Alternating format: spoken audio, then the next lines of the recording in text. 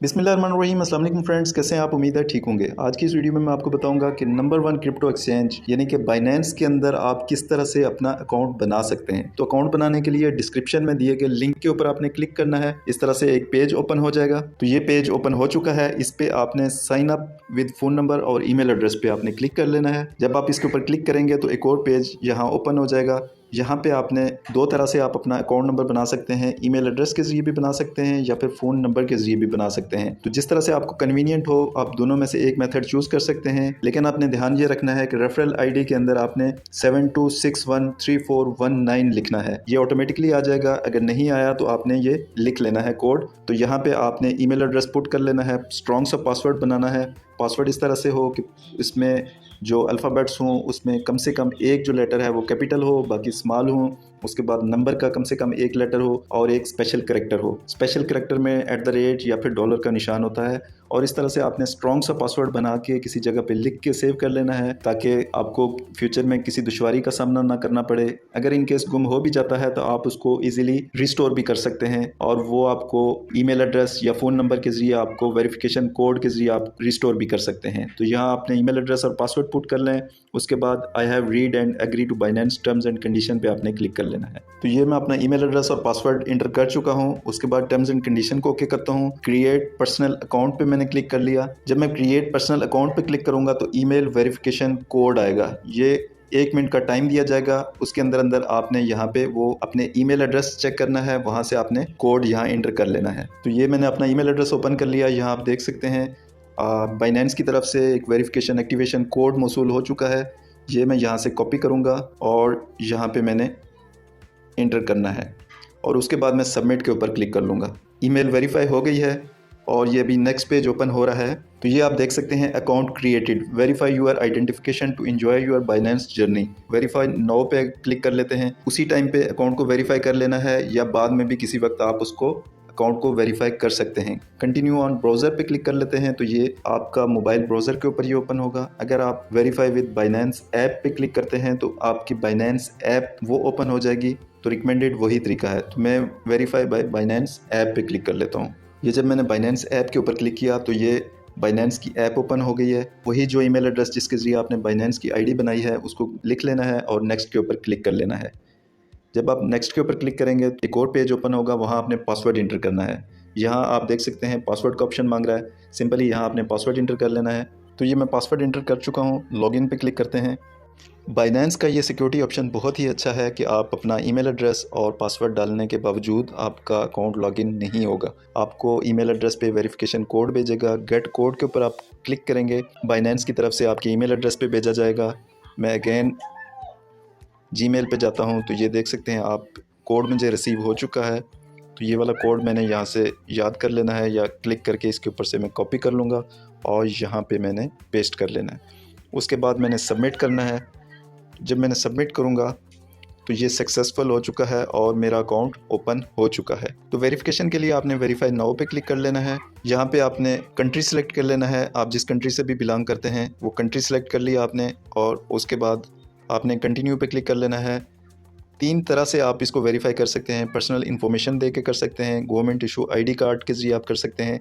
आपने ID card के front end back को स्कैन करके इससे कर सकते हैं या फिर फेशियल रिकग्निशन से आप कर सकते हैं। खुद ब खुद ही आपका कैमरा ओपन हो जाएगा और उसके बाद आपने अपने चेहरे को लेफ़्ट राइट ऊपर नीचे तो वो बोलता जाएगा आप लेफ़्ट करें, चेहरे को राइट करें, उसके मुताबिक आपने करना है तो आपका अकाउंट वेरीफाई हो जाएगा। तो अभी इसको कैंसिल करते हैं। तो ये अभी हमारी ऐप ओपन हो चुकी है बाइनेंस की। यहाँ आप देख सकते हैं कि मेजर जो करेंसीज़ हैं उसके रेट्स हमें बता रहे हैं कि वो किस रेट पे अभी ट्रेड हो रहे हैं।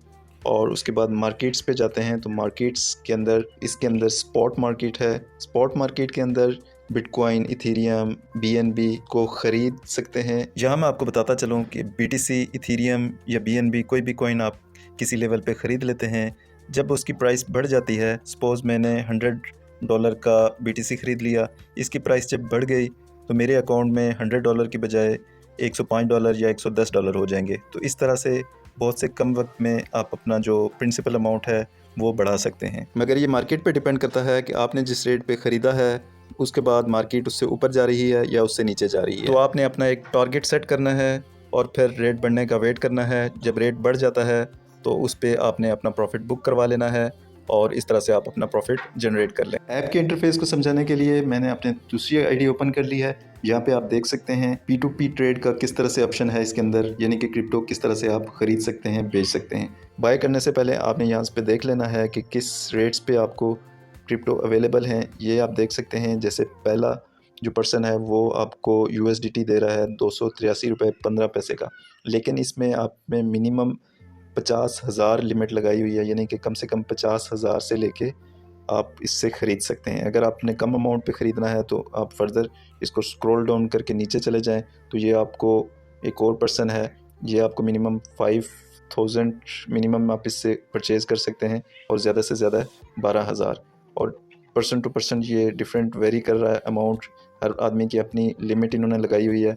तो आप यहाँ से डिफरेंट रेट में मामूली सा फ़र्क होगा। 6,000 या फिर 10,000 की क्रिप्टो ख़रीदनी है तो मैं ये इस वाले ऑप्शन को क्लिक कर लेता हूँ, बाय पे क्लिक करूँगा तो यहाँ पे आप देख सकते हैं कि यहाँ मेरे पास दो ऑप्शंस मिल रहे हैं, बाय फियाट या फिर बाय क्रिप्टो।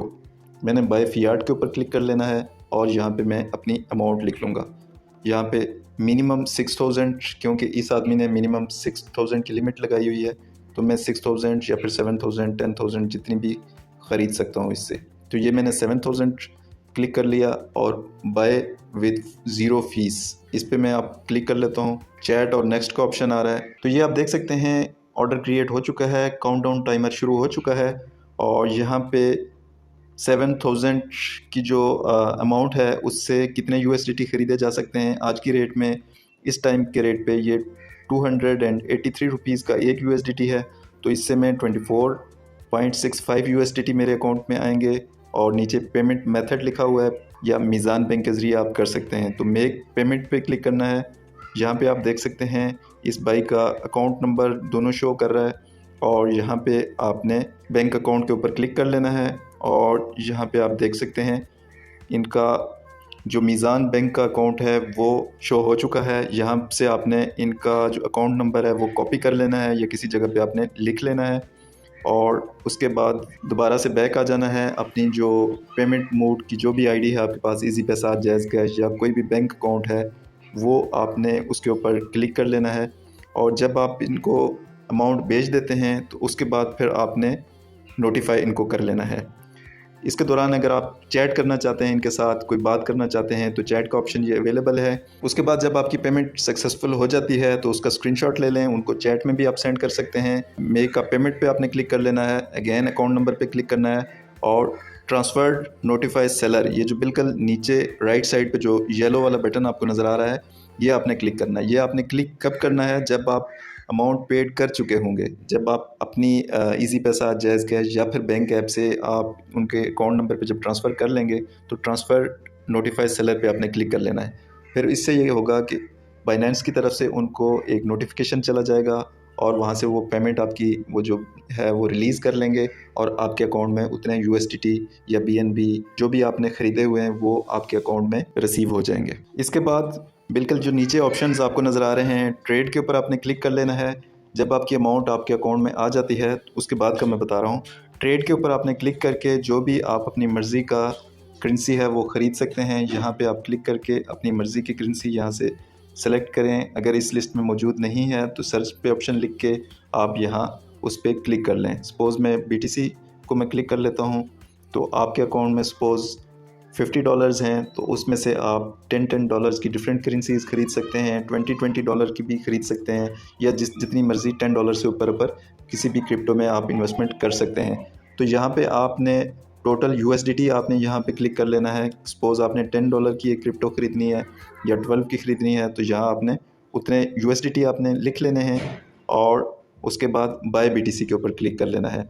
इसके बाद आपने किसी दूसरी क्रिप्टो आपने ख़रीदनी है, सपोज़ मोबॉक्स के आपने टोकन ख़रीदने हैं तो मोबॉक्स पे चले जाएं और यहाँ से आपके जो भी BUSD हैं उसके आप यहाँ से ख़रीद सकते हैं या आप $10 या $20 यहाँ पे आप पुट कर लें और उस अमाउंट का आप ख़रीद लें।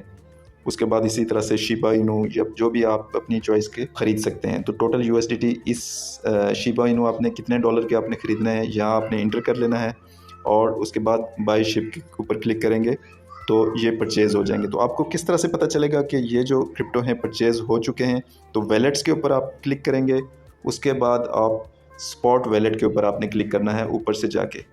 यहाँ से आप देख सकेंगे कि आपकी जो भी करेंसी है उसके अगेंस्ट वो अमाउंट बता देगा कि शिबा इनू इतनी अमाउंट के पड़े हुए हैं, BTC इतनी अमाउंट के आपके अकाउंट में पड़े हुए हैं, और जो नहीं आपने ख़रीदे हुए वो 0 बताएगा, और बाकी करेंसी के आपको अमाउंट इस तरह से शो हो जाएंगे।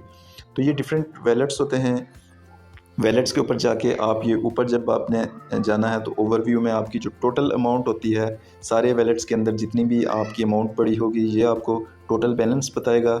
स्पॉट्स पे क्लिक करेंगे तो स्पॉट वैलेट के अंदर जो आपकी अमाउंट या कॉइन्स पड़े हुए हैं वो आपको बताएगा। उसके बाद फंडिंग का जो अमाउंट है वो आपको यहाँ बताएगा। मार्जिन वैलेट ये अलग वैलेट है। उसके बाद फ्यूचर वैलेट ये अलग है। उसके बाद अर्न ये अलग है। तो ये आपको पता होना चाहिए कि बाइनेंस के अंदर ये इतनी तरह के वैलेट्स हैं। तो आपने एक वैलेट से दूसरे वैलेट में ट्रांसफ़र करने के लिए क्या करना है, तो उसके लिए मैंने ट्रांसफ़र के ऊपर क्लिक करना है।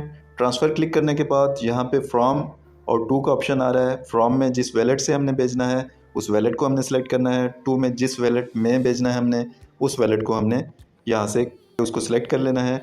और यहाँ पे जो कॉइन हम एक वैलेट से दूसरे वैलेट में भेज रहे हैं उसको हमने सेलेक्ट करना है। सपोज़ हमने BNB अपने स्पॉट वैलेट से फ्यूचर वैलेट में हमने ट्रांसफ़र करना है तो हमने यहाँ से फ्रॉम में स्पॉट वैलेट सेलेक्ट कर लेंगे, टू में फ्यूचर वैलेट कर लेंगे, और अपना जो कॉइन है वो BNB हमने सेलेक्ट कर लेना है। कितनी अमाउंट का हमने BNB या कितने BNB हमने सेंड करना है यहाँ हमने अमाउंट लिखना है और कंफर्म ट्रांसफ़र पे क्लिक करेंगे तो स्पॉट वैलेट से आपकी अमाउंट फ्यूचर वैलेट में ट्रांसफ़र हो जाएगी। बाइनेंस के अलावा बाकी exchanges, future trading, spot trading, trust wallet या कोई भी आपको इन्फॉर्मेशन चाहिए हो तो इसी चैनल के प्लेलिस्ट क्रिप्टो प्लेलिस्ट के अंदर आपको बाकी वीडियोस के लिंक भी मिल जाएंगे। वीडियो को एंड तक देखने का बहुत बहुत शुक्रिया। जाने से पहले चैनल को ज़रूर सब्सक्राइब कीजिएगा और बेल आइकन पर प्रेस कीजिएगा ताकि हर आने वाली वीडियो आपको टाइमली मिल सके। तो वीडियो देखने का बहुत बहुत शुक्रिया। अस्सलाम वालेकुम।